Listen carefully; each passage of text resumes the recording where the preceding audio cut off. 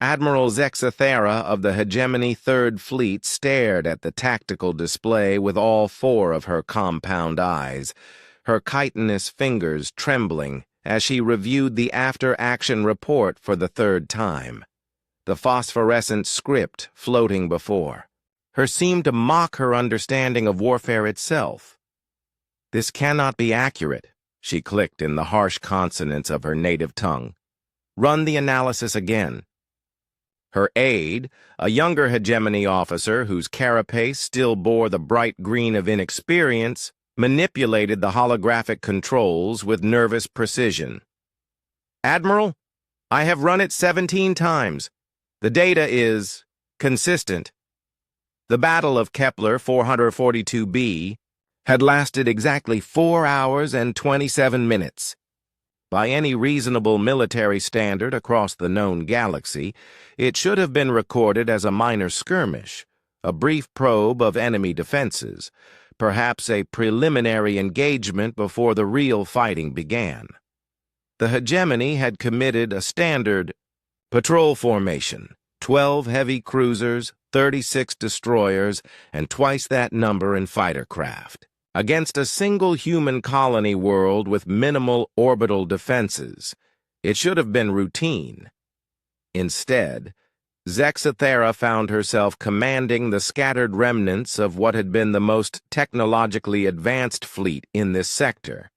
Of her original force, only her flagship and 2 badly damaged destroyers remained operational. The humans, meanwhile, had suffered the loss of 3 mining platforms and what their after-action report had cheerfully classified as acceptable casualties. "Show me the human communication logs again," she commanded.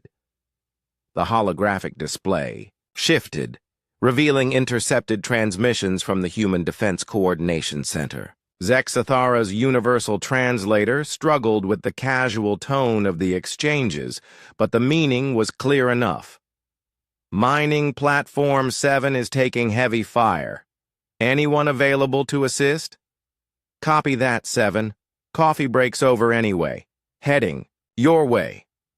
Hostile formation approaching the agricultural sectors. Recommend immediate response." "Roger. Jenkins, grab your squad. Looks like we're working overtime again." The casual nature of their communications had initially been dismissed as primitive bravado.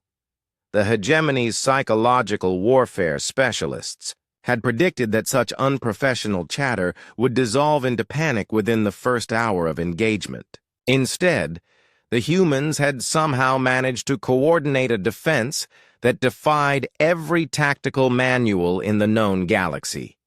"Admiral," her aide ventured carefully, "perhaps we should consider that the humans employed some form of previously unknown technology?" Zexathera's mandibles clicked in frustration. "Unknown technology? They used mining charges as improvised torpedoes. Agricultural haulers retrofitted with salvaged weapons. Their ace pilot was apparently someone named Betty who normally transports grain between settlements." The tactical breakdown made even less sense when examined in detail. Human defenders had improvised solutions that should have been impossible under combat stress. Civilian mining equipment had been weaponized in ways that violated every assumption about industrial machinery. Cargo haulers had somehow achieved greater maneuverability than purpose-built military fighters, and throughout it all, the humans had maintained their inexplicably casual attitude. "Sir, hostile destroyer at bearing. 27 Mark 4. I see it, Tommy. Probably wants the good parking spot near the refinery. Can't have that, can we?" "Negative, sir. Deploying mining charges now."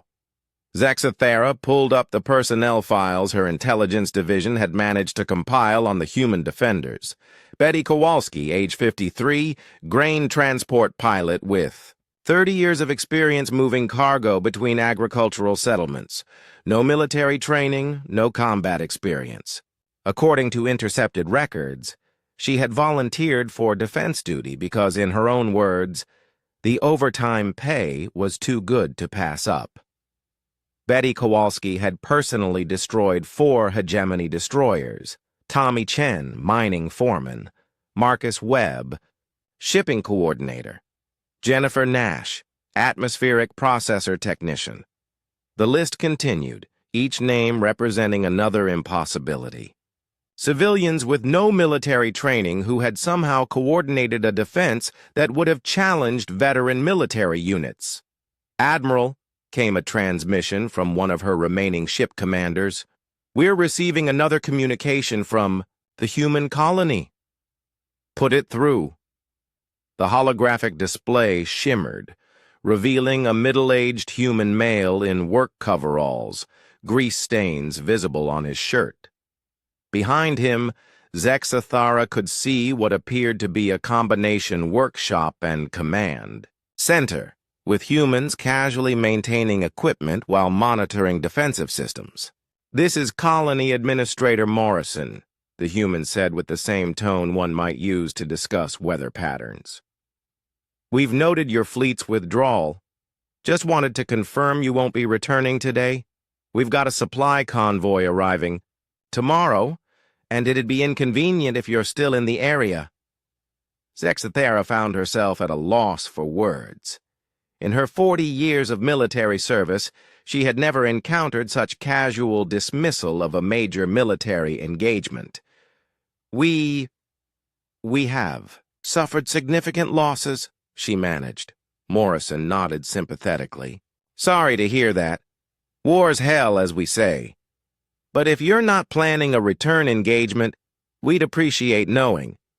Tommy's got a birthday party planned for his daughter this weekend, and Betty needs to make a grain run to the outer settlements." The bow transmission ended, leaving Zexathara staring at static. Her aide broke the silence. "Admiral, what should I record in the official log?" Zexathara considered the question. How could she explain that a routine military operation had been repelled by a collection of farmers, miners, and transport pilots who treated interstellar warfare as a minor scheduling inconvenience? How could she convey that these humans had improvised solutions that defied military doctrine while maintaining the casual attitude of people handling a particularly busy day at work? "Record it as a strategic withdrawal pending reinforcement," she finally decided.